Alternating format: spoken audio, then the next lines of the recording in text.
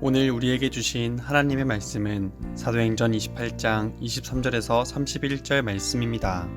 그들이 날짜를 정하고 그가 유숙하는 집에 많이 오니 바울이 아침부터 저녁까지 강론하여 하나님의 나라를 증언하고 모세의 율법과 선지자의 말을 가지고 예수에 관하여 권하더라.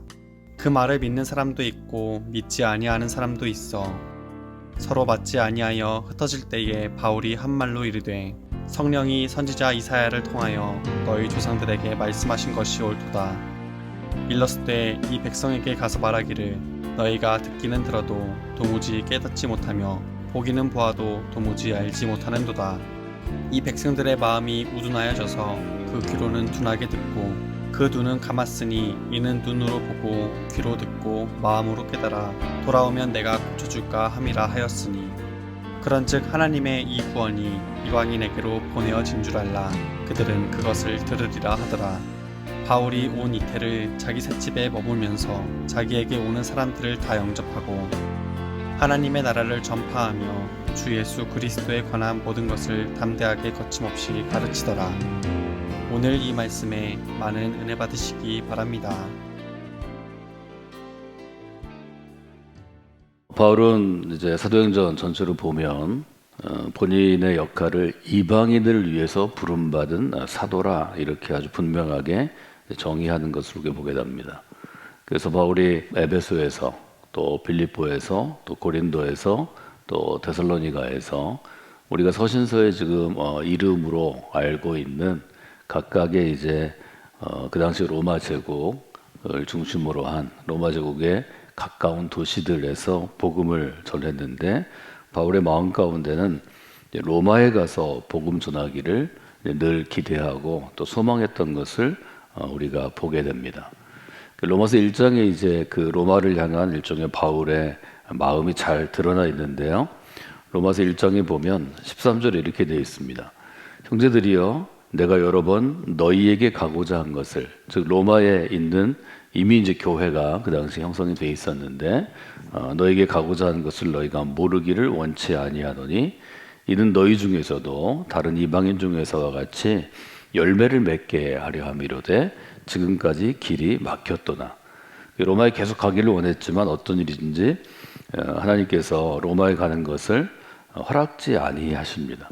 14절에 보면 헬라인이든지 또 야만인이든지 지혜 있는 사람이든 어리석은 사람이든 내가 빚진 사람인데 할 수 있는 대로 로마에 있는 너희에게도 복음 전하기를 원하노라.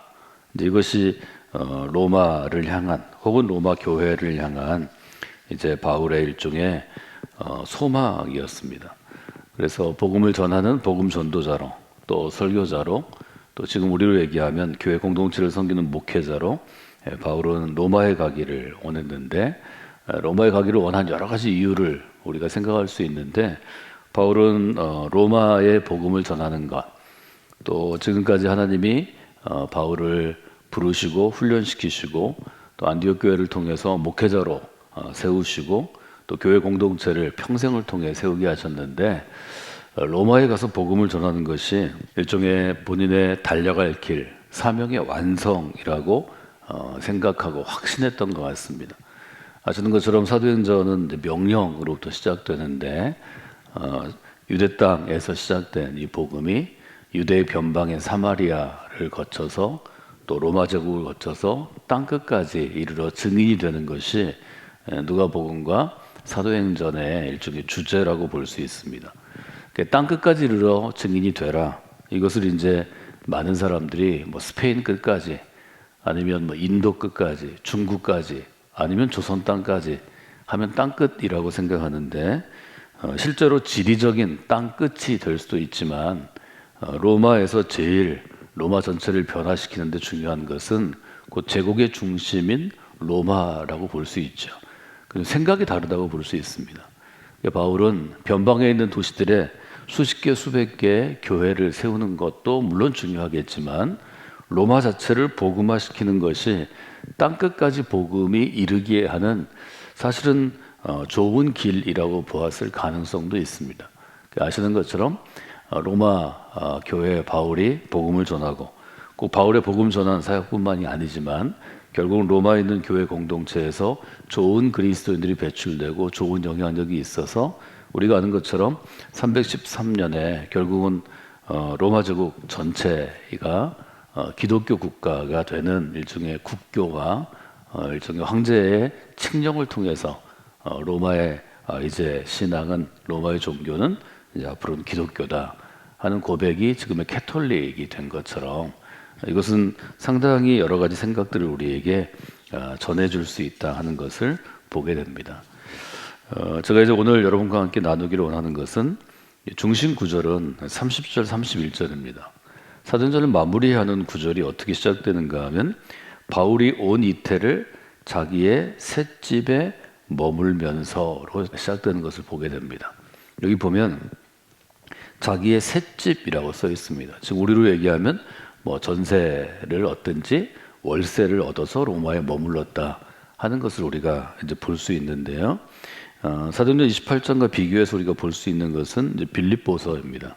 빌립보서 1장 12절, 13절, 14절에 보면 바울이 자기의 삶에 대해서 특별히 우리가 옥중서신이라고 부르는데 우리는 감옥이라고 생각하는데 바울이 이제 이렇게 얘기하죠.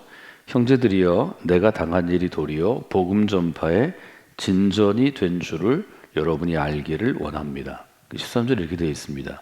이러므로 나의 매임이 그리스도 안에서 모든 시대함과 그 밖에 모든 사람에게 나타났으니 형제 중 다수가 나의 매임으로 말미암아 주 안에서 신뢰함으로 겁없이 하나님의 말씀을 더욱 담대히 전하게 되었습니다. 우리가 아는 것처럼 바울의 로마에 간 것은 자유로운 전도자로 또 로마교회 초청을 받아서 집회를 하기 위해서 로마에 간 게 아닙니다. 죄수의 신분으로 로마에 갑니다. 말하자면 재판받기 위해서 로마에 갑니다. 바울은 로마의 시민권을 가진 사람이었기 때문에 로마의 제국의 중심인 로마에서 재판을 받아야 하는 그런 신분입니다. 그러니까 바울은 죄수의 신분으로 로마에 갔기 때문에 우리가 지금 생각하는 것처럼 분리된 공간인 교도소, 감옥에 갇혀 있었다 이렇게 쉽게 그냥 생각할 수 있는데 실제로 바울은 감옥, 우리가 생각하는 교도소에 갇힌 게 아니고 그 당시 로마의 일종의 법에 따라서 본인이 울타리를 넘지 않는 우리가 자기 자택에 연금돼 있는 상태다 이런 얘기를 하는데 정해진 장소를 신고를 하고 로마에서 군인을 보내서 그곳을 지키게 하고 바울이 그 집의 울타리만 지나지 않고 그 안에 있고 로마에서 그것을 제공할 수 없으니까 정부에서 본인이 그 머무는 곳은 이제 비용을 지불하는 그런 형태였을 것이다 하는 것이 가장 정확한 혹은 좋은 추정이라고 우리가 볼 수 있습니다. 신분은 아직 죄수의 신분이지만 일정한 자유가 허락되어 있는데 그 자유는 사람을 만날 수 있는 자유입니다. 그래서 바울이 머무르는 어떤 집에 바울을 만나기 원하는 사람들은 아침부터 저녁까지 찾아와서 자유롭게 만날 수 있었고 저녁이 되면 바울은 홀로 남아서 자기 생각을 정리하고 또 멀리 떨어져 있는 곳에 예를 들면 디모데에게 편지를 쓴다든지 에베소나 빌립보와 같은 자신이 세웠던 교회, 사랑하는 교회들의 편지를 쓰는 일들이 있어서 우리가 옥중서신이라 이렇게 부르게 되었는데요. 그런 점을 여러분이 보시면 좋을 것 같습니다. 나의 매임으로 매여 있다는 거죠. 감옥 같은 우리가 지금 생각하는 아주 처참한 상황이라기보다는 떠날 수는 없지만 이 집을 떠나지 못하고 매여 있지만 일정한 자유가 바울에게 주어져서 2년 남짓한 시간 동안에 바울이 자기의 삶을 정리할 수 있었고 그의 사상, 신학적인 것도 정리해서 일정 정도 우리에게 글로 나타낼 수 있는 말하자면 삶을 매듭지을 수 있는 시간을 특별히 하나님이 로마에서 허락하셨다. 우리가 이렇게 볼 수 있겠고 그곳에서 장소를 정하고 또 안정된 상태에서 사람들을 만났기 때문에 로마의 아주 주요한 그리스도인들을 양육하고 훈련하는 시간들을 하나님이 바울의 마지막 시간 50대 후반에 주셨다. 우리가 이렇게 볼 수 있을 것 같습니다. 나의 매임이라는 이 단어에서 우리가 생각할 수 있는 것은 믿음으로 살아가면서 우리는 아주 자유롭게 내가 원하는 방식으로 우리가 신앙생활할 수 있고, 또 목회자들은 목회할 수 있고, 또 우리가 교회를 섬길 수 있으면, 또 교회를 세울 수 있으면 그것이 아주 좋은 신앙생활이라고 생각하기 쉽습니다. 근데 바울의 경우에서 보는 것처럼 바울이 로마에 가기를 그토록 원했는데 하나님이 여러 번 막으셨고, 바울이 이제 마지막 순교하기 전에 마지막 머무른 곳이 로마였는데, 로마에 갈 때는 바울이 원하는 방식으로 바울이 로마에 갈 수는 없었습니다. 하나님은 하나님이 원하는 방식을 만드셨는데 그것은 바울을 꽉 묶어두는 것이었습니다. 가고 싶어도 오고 싶어도 어떻게 할 수 없는 죄인의 신분으로 로마에 보내셔서 죄인이 머물 수 있는 공간, 큰 집이 아니었겠죠. 바울이 세를 내야 되니까 아주 조그만 집에 갇혀 있는 그런 상황에서 바울이 한 사람이 그리스도인으로, 또 그리스도께서 부르신 이방인들을 위한 사도로, 또 탁월한 설교자로, 탁월한 신학자로, 목회자로 마무리하게 하셨다는 거죠. 제가 우리 역사 가운데 관심을 가진 사람은 정약용 선생인데요. 정약용 선생님, 여러분이 아시는 것처럼 최근 10여 년간 다양한 책들, 또 영화도 만들어져 있는데, 짧은 시간에 서양과 동양의 만남 속에서 아주 실제적인 이론들을 우리에게 준 아주 근대 조선으로 오는 굉장히 중요한 인물입니다. 짧은 시간 동안에 수십 권의 책을 썼고, 또 많은 사람들을 길러내지는 못했지만 조선이 좀 현대화되는데, 근대로 가는데 상당한 징검다리가 된 그런 인물입니다. 근데 그 자산 정약용이 갇혀있던 곳은 그 당시 귀양을 갔던 전라도 강진 땅입니다. 지금도 정약용이 있던 곳을 가려면 대전에서도 차를 몰고 오랜 시간을 가야 합니다. 실제로 그 바닷가에 가보면 한양에서, 서울에서 자기의 뜻을 펼치기를 원했으나 여러 가지 이유로 인해서 말하자면 팽당한, 버림을 받은 귀양을 온 한 천재의 모습을 볼 수 있는데, 그 조그만 말하자면 바닷가에 쓰러져가는 그러한 초가집에서 정약용은 조선 후기의 실학자로, 또 우리가 조선 후기의 사상가로 얘기할 만큼의 수많은 책들을 써내게 됩니다. 로마에서 바울이 곧 그런 상황이었다, 이렇게 우리가 빗대어 보면 좋을 것 같습니다. 믿음으로 살아가는 사람에게는 내가 원하는 방식이 아니지만 사실은 내가 원하지 않는 방식으로, 혹은 내가 생각하지 못한 방식으로 우리의 삶을 이렇게 매여 있는 것처럼, 갇혀 있는 것처럼 삶의 가장 중요한 순간을 보낼 수 있습니다. 그것은 어떤 한 가정일 수도 있고, 여러분이 원치 않지만 어떤 한 직장일 수도 있고, 원치 않지만 이런 대전과 같은 도시일 수도 있습니다. 내가 서울에 살았으면, 또 내가 이런 직업을 가졌으면, 내가 이런 사람과 가정을 이루었으면, 내가 이런 교회를 맡았으면, 우리는 다 그런 어떤 바램과 가정이 있습니다. 근데 바울의 경우를 보면 믿음으로 살아가는 사람에게는 지금 하나님께서 주신 이곳이 내가 그리스도인으로서 꽃피우는 가장 최선의 곳에 나를 심으셨다, 말하자면 꽃처럼, 나무처럼 놓으셨다 하는 생각도 아주 중요합니다. 바울이 로마에서 내가 원한 건 이런 게 아니야, 난 자유롭게 로마에 있는 곳을 돌아다니고, 에베소에서 했던 것처럼 한 장소를 빌려서 두란노 서원처럼 내가 좀 폼나게 선생님으로, 목회자로, 설교자로 사람들을 가르치는 것인데, 이러고 2년을 보내고 그냥 죽었다면 지금의 우리는 좋은 신앙의 유산도 갖지 못하고 지금의 아마 교회의 모습도 갖지 못했을 수 있을 것입니다. 바울은 갇혀 있으나 그 갇혀 있음이 자기에게 유익이 되었다고 해석하게 되고 이해하게 됩니다. 이것이 이제 빌립보서에서 우리가 볼 수 있는 바울의 고백입니다. 나는 궁핍함에도 처해 있고 부유함에도 처해 있고 자유로울 때도 있고, 이렇게 속박당해서 죄수로 묶여 있을 수도 있지만 일체의 환경 가운데, 모든 환경 가운데에서 적응하는 법을 내가 배우게 되었다고 바울은 고백합니다. 많은 분들을 만나게 되면 인생의 마무리할 때쯤, 좀 나이 들어서 이제 더 이상 새로운 것을 하거나 또 더 이상 어떤 기대나 소망이 없을 때 자기 신세를 한탄하는 사람을 많이 봅니다. 내가 이런 선택을 했더라면, 하나님이 나한테 이런 부모를 주셨더라면, 하나님이 나를 이 학교에 가게 했더라면 지금 제가 이렇게 되지는 않았을 거예요 하는 이야기입니다. 사랑하는 여러분, 그런 아쉬움이 모든 인생에게 있습니다.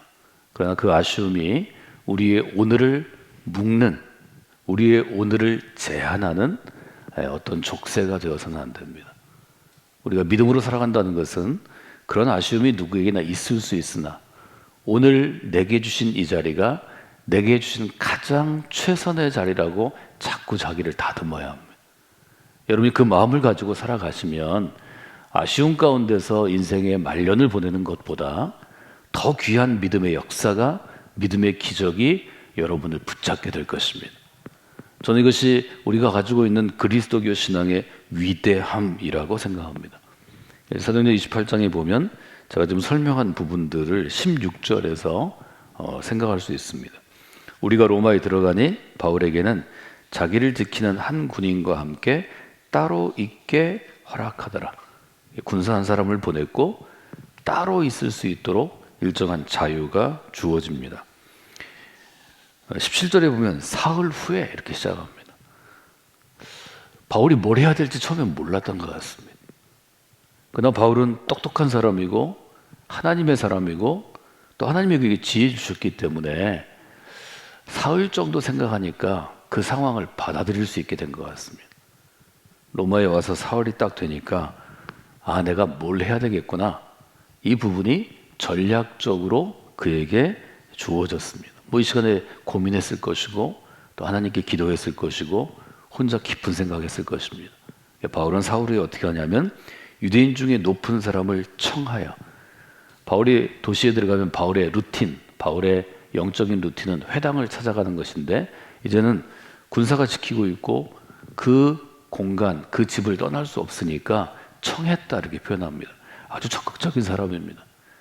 그것도 유대인 중에서 높은 사람을 청합니다. 바울이 갖고 있는 자기의 자부심 혹은 자신감이 얼마나 큰지 알 수 있죠. 아무것도 없는 사람이 그냥 떠돌아다니는 거지와 같은 복음 전도자가 유대인 중에 높은 사람을 초대합니다. 초대한 다음에 곧바로 얘기합니다. 그가 복음을 전한 복음의 스토리, 스토리가 있잖아요. 그 스토리를 가지고 그들에게 얘기하죠. 형제들이여, 내가 이스라엘 백성이나 우리 조상의 관습, 유대인의 어떤 관습을 배척한 일이 없는데 예루살렘에 있는 사람들이 나를 고소하고 고발해서 이제 죄인으로 내가 여기 나왔다 이렇게 얘기합니다. 바울의 상황을 여러분들이 잘 생각해 보시면 좋을 것 같습니다. 여기 바울에 있는 일종의 우리가 감옥이라고 생각한 것은 집에 연금하는 가택연금과 같은 것이고, 낮에는 즉 면회가 가능한 시간에는 자유롭게 사람들이 드나들 수 있었고 초청할 수 있었고, 이제 저녁이 되면 편지를 썼겠다 하는 것을 보게 되죠. 23절에 보면 그들이 날짜를 정하고 약속했다는 것입니다. 당신은 월요일 오전 10시부터 12시까지 나를 찾아오시오. 그가 유숙하는 집에 많이 오니, 그가 유숙한다는 것은 거기 머무른다는 뜻이죠. 하숙하는 것처럼 머무르는데, 그 다음이 제가 아주 중요한 구절이고 제가 좋아하는 구절입니다. 바울이 아침부터 저녁까지 강론하여 하나님 나라를 증언하고 모세의 율법과 선지자의 말을 가지고 예수에 대하여 권하더라.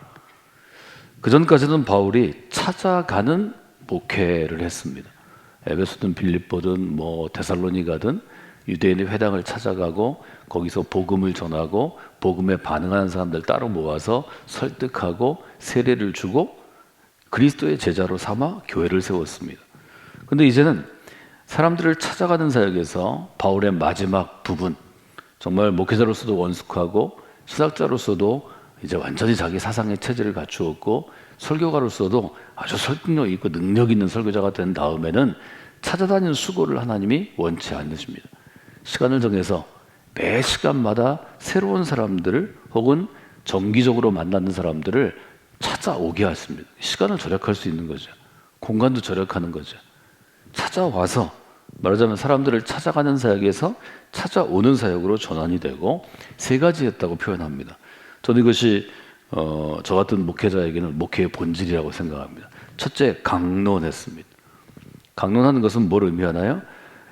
바울이 토라부터 시작해서 그가 훈련받은 구약의 말씀들과 예수님의 교훈, 우리 신약의 복음서와 같은 교훈집을 잘 설명하는 것입니다. 잘 설명하고 풀이한 다음에 또 질문 받는 거죠. 질문 받고 또 대답하는 것입니다. 이것이 강론입니다. 또 하나 중요한 것은 이것으로 신앙이 되는 게 아니라 증언해야 합니다.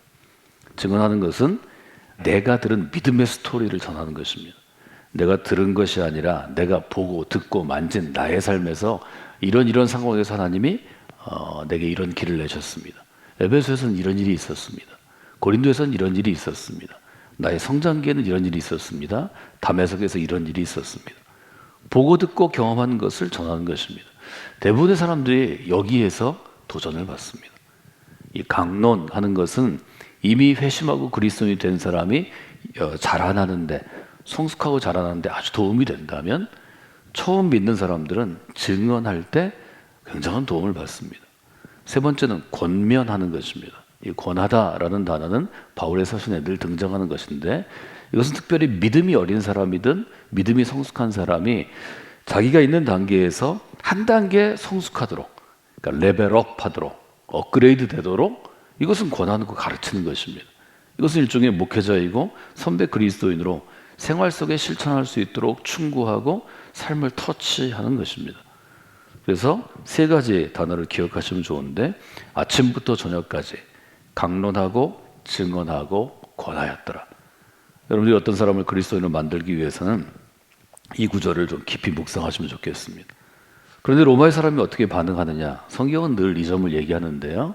24절에 보면 그 말을 믿는 사람도 있고 믿지 아니하는 사람도 있다는 것입니다. 이 점도 여러분 인정해야 합니다. 그 말을 듣는 사람도 있고 듣지 않는 사람도 있고 믿는 사람도 믿지 아니하는 사람이 있다는 것을 인정할 수 있어야 합니다. 아마 그래서 그것을 이해할 수 없기 때문에 똑같은 자리에 형제들이 앉아 있어도, 똑같은 자리에 부부가 앉아 있어도 누구는 믿고 누구는 믿지 않기 때문에 성경은 아주 분명하게 믿음은 하나님의 택하심이요 하나님의 부르심이라고 우리에게 도전합니다. 여러분들이 믿음이 있다면 그것은 정말 하나님께 감사할 일입니다. 여러분이 노력해서 꼭 믿음을 가졌다고 볼 수 없습니다. 여러분이 뭐 특별한 어떤 종교적인 재능이 있어서 믿음이 있다고 볼 수 없습니다. 정말 성경이 우리에게 도전하는 것처럼, 바울이 얘기하는 것처럼 성령께서 우리의 마음을 여셨기 때문입니다. 이것은 매우 중요한 성령의 역사입니다. 여러분 혹시 전도할 때, 또 교회에서 소그룹이나 아니면 우리 자녀들을 위해서 교학교 교사로 일할 때, 우리 목회자 사역들처럼 목회자로서 사역할 때 여러분이 최선을 다하고 또 여러분 최선을 다해서 권면하고 최선을 다해서 노력했지만 누군 잘 믿고 누군 믿지 않는다고 그래서 너무 실망하지 마십시오. 바울이 늘 얘기하는 것처럼 우리는 최선을 다해서 전하고 그 열매를 거두게 하시는 것은 하나님의 일이십니다. 이것은 굉장히 중요한 일입니다. 우리가 설교자로 훈련할 때 혹은 교사로 훈련할 때 청중의 반응이 중요하긴 하지만 청중의 반응에 휘둘리면 좋은 설교자나 좋은 교사가 되지 못합니다. 아무리 좋은 말씀을 전해도 잘 듣는 사람이 물론 많지만 회방하고 듣지 않는 사람 많습니다. 거기에 신경 쓰지 마십시오. 듣지 않는 사람은 듣지 않는 것뿐입니다. 거기에 신경 쓰면 누구에게 문제가 생기는가 하면 복음을 전하는 자와 그 공동체에 문제가 생깁니다. 잘 듣는 사람, 반응하는 사람, 신앙이 성장하는 사람의 초점을 맞춰야 합니다. 초점이 중요합니다. 안 듣는 사람, 빠져나가는 사람, 방해하는 사람은 그대로 두시는 게 좋습니다. 그거 어떡하겠어요? 선한 일은 어떤 일이 있어도 중단되지 않는 것이 중요합니다. 사도행전의 마지막 구절에 보면 바울이 온 이태를 자기 셋집에 머물면서 자기를 찾아오는 사람은 거절하지 않습니다. 찾아간 게 아닙니다. 찾아오는 사람을 다 영접하고 그 다음에 하나님의 나라를 전파하고 예수 그리스도에 관한 모든 것을 담대하게 거침없이 가르치더라. 여러분 신앙생활은 그렇게 하는 것입니다. 믿음 안에 있으면 어떤 자리든 어떤 사람이든 어떤 상황이든 거침없이 복음을 증언하는 것입니다. 담대하게 믿음으로 살아가는 것입니다. 그래서 저는 우리가 신앙생활을 잘하면 내가 뭐 어떤 외모를 가졌든 뭐 어떤 교육을 받았든 어떤 집안에서 어떤 부모의 자녀이든 지금 무슨 일을 하든 전 자신감이 좀 이렇게 올라가 있어야 된다고 생각합니다. 신앙생활은 그런 것입니다. 거침없이 살아가는 것입니다. 담대하게 믿음으로 살아가는 것입니다. 이것이 환경을 뛰어넘는 하나님이 주시는 선물입니다. 이 두 가지 단어를 오늘 여러분이 기억하시면서 오늘 하루의 삶을 믿음으로 승리하시길 바랍니다. 우리는 거침없이 살아가는 사람들입니다. 우리는 담대하게 살아가는 사람들입니다. 담대하고 거침없이 바울이 자기에게 맡겨진 일을 감당했다는 것입니다. 올 한 해 이 새해가 여러분들이 이 거침없이 담대하게 행했던 바울의 중요한 목회의 태도, 목회의 자세를 여러분의 삶에 적용하는 그런 귀한 한 해가 되시기를 주님의 이름으로 축원해 드립니다.